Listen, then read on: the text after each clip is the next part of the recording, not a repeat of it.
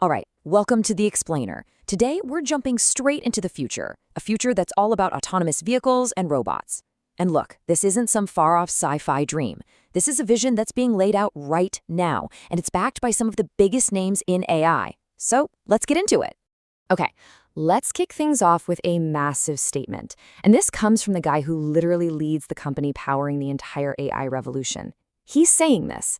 This is going to be the next multi-trillion-dollar industry.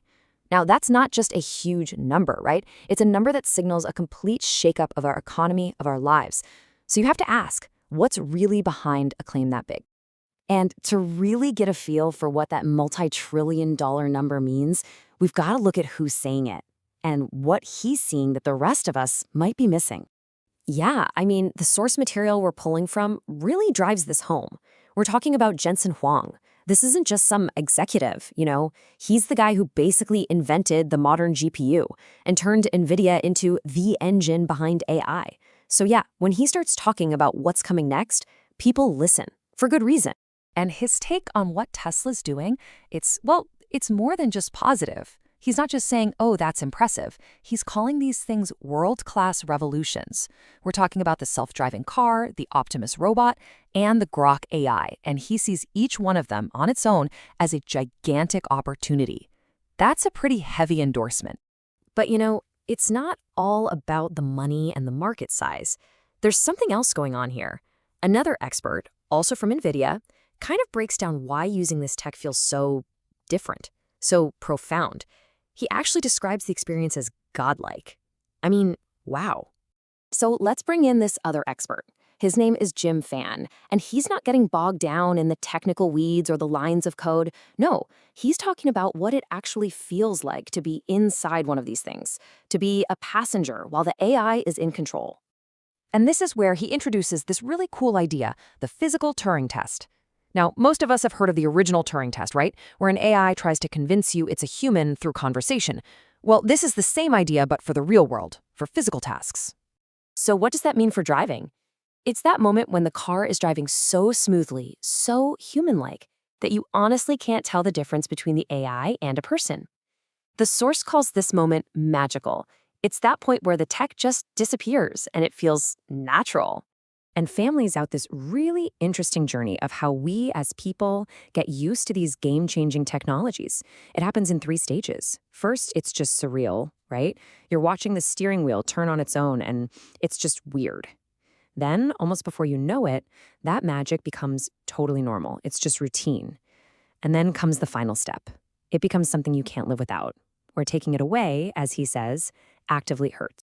Okay, so we have this magical, almost godlike technology, but how does that actually turn into something we can use every day? Well, the source material gets right into that with the Robo Taxi concept. And this could totally flip how we think about getting around. And they've designed it to be ridiculously simple, like ordering a pizza simple. You just pop open the app, punch in where you want to go, and that's it. A fully autonomous car just makes its way to you. We're talking navigating traffic, intersections, the whole deal, all by itself. And once you're in the car, it's basically your personal space. You get to control everything right from your phone. Want it warmer? Done. Want to blast your own playlist? Go for it. It's your own private ride, completely customized for you, without having to say a word to anyone. But what's really important in this vision is that it's for everyone. It's not just some cool new toy for the tech crowd. The focus on accessibility is huge.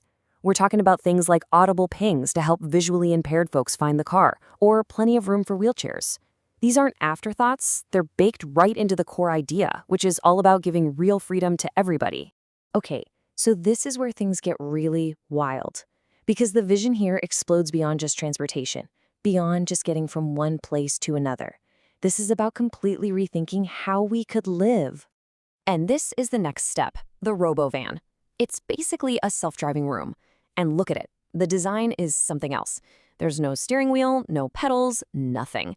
It's just a totally open space that you can set up however you want. It's a living room, an office, a hangout spot that can drive itself anywhere. And this is what the source is calling Van Life 2.0. Think about it. When your home is also your car, your costs could plummet. And your freedom? It goes through the roof. You could literally live and work from absolutely anywhere you wanted. No more commute, no more being tied to one city. And we're not talking about just a plain box on wheels. No way. The idea is for this to be a fully kitted out smart home. You'd have Starlink for high-speed internet everywhere, a solar roof so you're always charging up, even a built-in AI to talk to. This is basically a high-tech mobile apartment. The source sums it up as simple, luxurious small home living at its very best. Pretty cool, right? Okay, so we've heard from the experts, we've walked through the experience, and we've peeked at these future concepts. Let's pull back for a second. What's the big idea here? What's the ultimate goal of all this? And the core idea, the real takeaway, is that this goes way beyond just not having to drive. This is about a massive shift in personal freedom. It's about giving independence back to an elderly person who can't drive anymore, or giving an affordable way to get around to a young person just starting out. It's about unlocking a whole new world for people with disabilities.